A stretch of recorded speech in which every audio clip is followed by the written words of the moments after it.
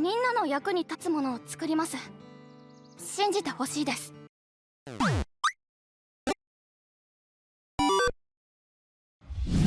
With a demo of Atelier Yumia dropping earlier this week, I was excited to check out this new title due to its awesome character designs. However, I was very skeptical about my enjoyment, as I recall purchasing and then immediately refunding Atelier Maruru as a teen due to it not immediately captivating me as an anime JRPG, especially with resource collecting as its focus.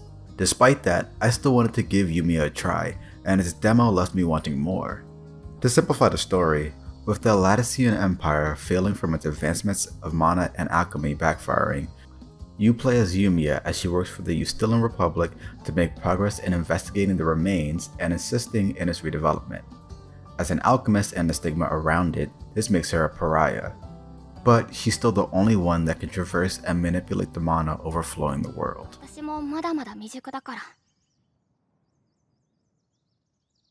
でも知らなきゃ何も始まらない。調査団の目的はこの残されたあらゆる謎を解き明かすことです。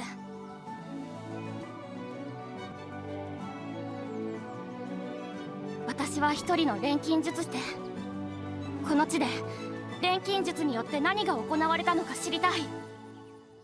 そのためにここに来ました。To do that, you'll collect numerous resources and synthesize tools for combat, support, and exploration.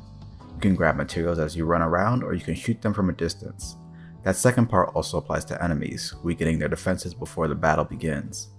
As you start the game, a lot of it can feel simultaneously overwhelming and confusing given the number of tutorial slides and instances of not clear enough wording. It also doesn't help that the game's UI can be hard to notice due to its simple stylization that leads to blending in with certain environmental lighting. Some gameplay elements that would be of use to you earlier also won't be explained until an hour or so after, despite the game's prologue putting the player in the shoes of a stronger but temporarily independent Yumia. However, once you happen to finally get over these hurdles, Atelier Yumia, the Alchemist of Memories and the Envisioned Land, reminded me of my time with The Legend of Zelda Breath of the Wild. As you settle into the game's fun combat flow, fascination will grow more with the game's open world exploration. Rather than an easily replenishable stamina meter, Yumia's energy vial will decrease with wall jumps and falling from certain heights. I had a lot of fun abusing parts of the rising terrain to gather footing and reach higher energy draining environments. This energy can be replenished with certain flowers or activating distant fast travel locations, but completely running out may require returning all the way back to one of your bases to replenish.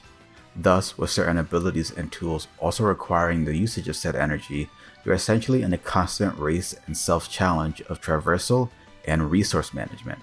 That, coupled with the game's fantastic environments, enhanced by its usage of light rays, and a wonderful soundtrack, made me want to get lost more and more in its world.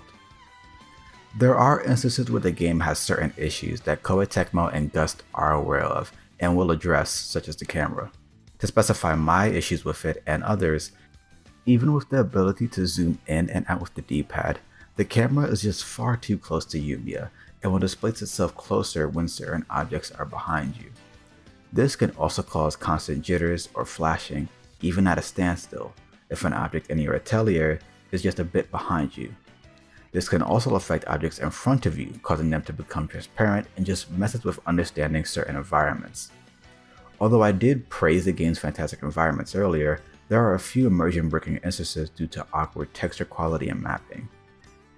Additionally, the bloom in combination with the game's light rays, as stated earlier, makes some environments look fascinating, but can run the risk of blinding you and others. I did have a few other personal issues that I wanted to mention, but with Steam randomly deleting the notes that I took, I unfortunately can't bring awareness to all of them. Despite what they may have been though, that didn't take away from the extra hours of fun I had from this 2-hour demo. With a fun combat loop, but even more interesting exploration, Atelier Yumia, the Alchemist of Memories and the Envisioned Lands demo left me excited for the full game, which is out today on Steam, so go check it out for yourself if what I experienced sounds interesting to you. Thank you for watching, leave a like on the video if you enjoyed it, and subscribe for more of our future videos. Always remember to return to the source.